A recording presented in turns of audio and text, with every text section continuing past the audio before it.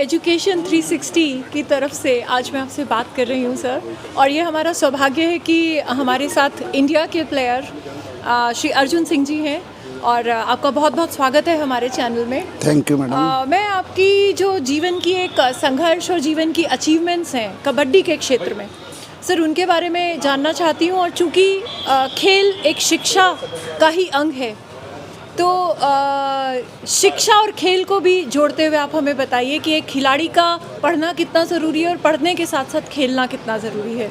तो इन सब पे मैं आपसे चर्चा करूँगी धीरे धीरे, टहलते टहलते। एक तरीके से चाय हमारे हाथ में है, चाय की चुस्कियों के ऊपर। तो सर, सबसे पहले आप बताइए कि आपने कहाँ तक और क्या क्या अचीव किया है, ताकि हमारे बच्चे इंस्पायर हो सकें। देखिए, मैं एक गाजियाबाद की तरफ से एक कबड्डी खेला हूँ, और मैंने अपनी लाइफ में बड़ी मेहनत की है। और मैं एक ग्रास रूट, नॉट पैराशूट, एक ग्रास रूट से जैसे घास उगती है उसी तरीके से मैं अपने जीवन की, मेरी जो अपनी शैली है वो उगता चले आया हूँ। मैं भी एक नॉर्मल एक किसान परिवार का बेटा था, और बड़ी उस समय काफ़ी आर्थिक तंगी रहती थी। और अगर हम कहीं मैच खेलने या वो भी मेहनत करने जाते थे तो सबसे पहले घर वाले बोलते थे कि स्कूल नहीं गया, इस पढ़ाई कर लो, खेल में कुछ नहीं है। आज जैसे जैसे हमारा शिक्षा डेवलप हुआ है, इसी तरीके से हमारा खेल भी डेवलप होता गया है। और अगर आप अच्छी एजुकेशन प्राप्त करने के लिए, अगर आप फिज़िकल फिटनेस आपकी अच्छी है, तो आप एजुकेशन में भी आप बहुत ही अच्छे पढ़ाई कर सकेंगे। और उसी एक फ़िज़िकल फिटनेस का जो माइंड सेट करने के लिए थकान दूर होना, पढ़ाई काफ़ी करना, काफ़ी मेहनत करना, और उस काफ़ी खेला में गाजियाबाद से मैं लेकर डिस्ट्रिक्ट चैम्पियनशिप से और राष्ट्रीय चैम्पियनशिप तक खेला, इंडिया कैंप भी किए। उसके बाद में मैं सोचता था, जब मैं किसी के इंडिया 5 अक्षर पीठ पे लिखे देखता था, तो मुझे ऐसा लगता था यार हमको भी मिलेंगे जिन नहीं मिले जी।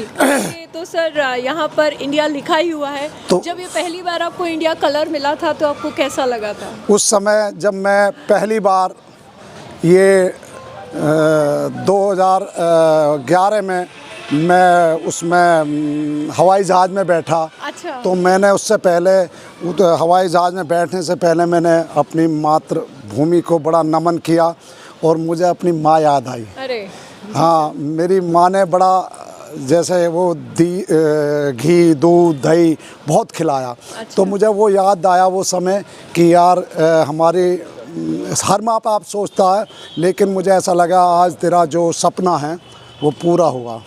मैं उस समय 2011 में मलेशिया इंडिया टीम को लेकर जा रहा था। अच्छा। तो और वहाँ पे भी जैसे मैं यहाँ से वहाँ गया, ये इधर के मेरे जो साथी थे, चाहे इसमें नरेंद्र चौधरी हैं, चाहे महेंद्र चौधरी हैं, और मेरे कई साथी ऐसे हैं, उन्होंने फ़ोन किया कि आप यार आइए और हम गाजियाबाद में बहुत बड़ा स्वागत करेंगे आपका। तो मैंने कहा अगर मैं गोल्ड मेडल लेके आऊँगा, क्योंकि उससे पहले हमारी ईरान से टीम हार गई थी, तो मैं कहा अगर मैं गोल्ड मेडल लेके आऊँगा तो मैं सीधा गाजियाबाद आऊँगा, नहीं तो मैं अभी तो मैंने गोल्ड मेडल लिया। यहाँ आके मेरे पूरे गाजियाबाद वासियों ने, ऑल पॉलिटिशियन पार्टी, और अपने जो पुलिस प्रशासन, सभी ने मेरा बड़ा सम्मान किया। मैंने हिंदुस्तान को गोल्ड मेडल दिलाया। आज मुझे आप ये बताएंगे कि शिक्षा के साथ साथ खेल कितना ज़रूरी है सर?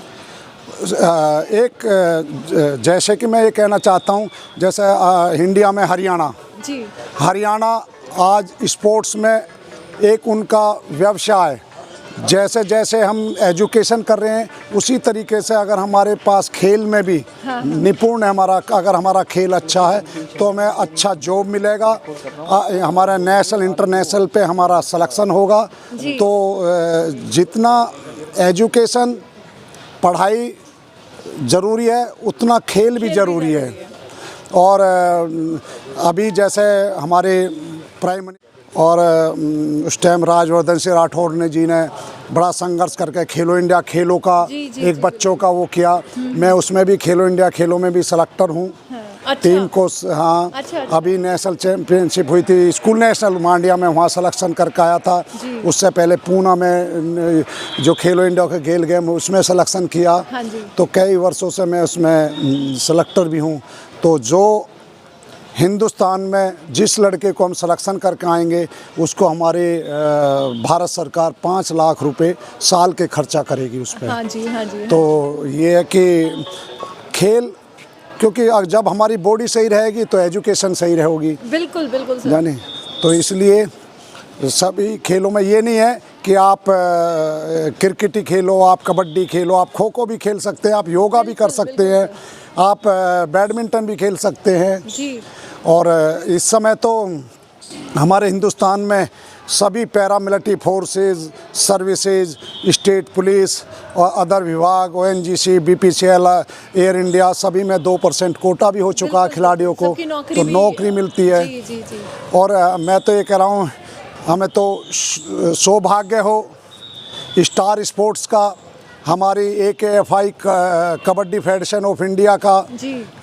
उसको और उससे भी ज़्यादा अमिताभ परिवार को, अभिषेक बच्चन जी को, जो आज हमारा एक ग्रामीण जैसा खेल एक अपने गले लगाया और आज हम हिंदुस्तान में क्रिकेट के 2020 के बाद में हमारा कबड्डी खेल बहुत डेवलप किया। लीग का जी, हाँ जी। हाँ कबड्डी डेवलप किया, जो कि हमारे नॉर्मल प्लेयर थे आज वो भी टीवी पे आने लगे।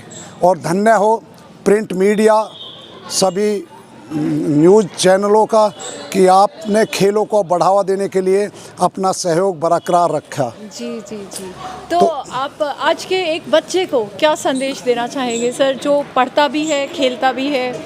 तो खेल भी आपने बताया कि उतना ही ज़रूरी है जितना शिक्षा ज़रूरी है, तो आप बच्चों से क्या कहना चाहेंगे कि बच्चों को कितना खेलना चाहिए, कितना पढ़ना चाहिए, या कोई ऐसा बाइफिकेशन है या कोई ऐसा पैरामीटर जो है जो आप जो भी बच्चा जो भी पढ़ाई कर रहा है वो सुबह शाम 1 घंटा आप फिजिकल फिटनेस के लिए काटिए, आप खेल के लिए काटिए, आप जिसका आप में शौक़ हो उसको पूरा करिए।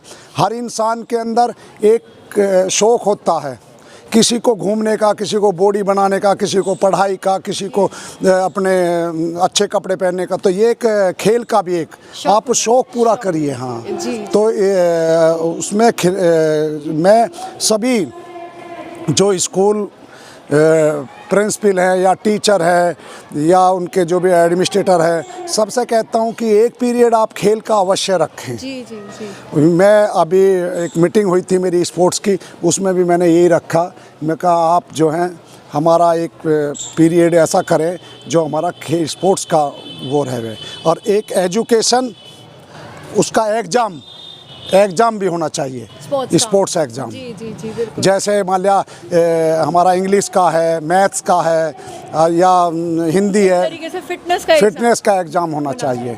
बहुत अच्छी बात है सर, फिटनेस का एग्ज़ाम होगा, क्योंकि ये भी तो कहा जाता है ना कि स्वस्थ शरीर में ही स्वस्थ दिमाग वास करता है। ये तो मैं कह रहा हूँ कि आप ये एक तो ये तो पढ़ाई के लिए वो तो मस्ट है। अगर आप किसी यंग लड़के हैं या आप थोड़ा सा एज फैक्टर आपको डाउन कर रहा, आप 1 घंटा आप ऑफिस में जाते हैं उससे पहले आप एक्सरसाइज करिए, आपका पूरे दिन की दिनचर्या बहुत अच्छी रहेगी। Yes sir. आज का जो हमारा दिन है वो किसान दिवस है, चौधरी चरण सिंह जी का जन्मदिन है और आप भी किसान पुत्र हैं, तो सर एक छोटा सा संदेश।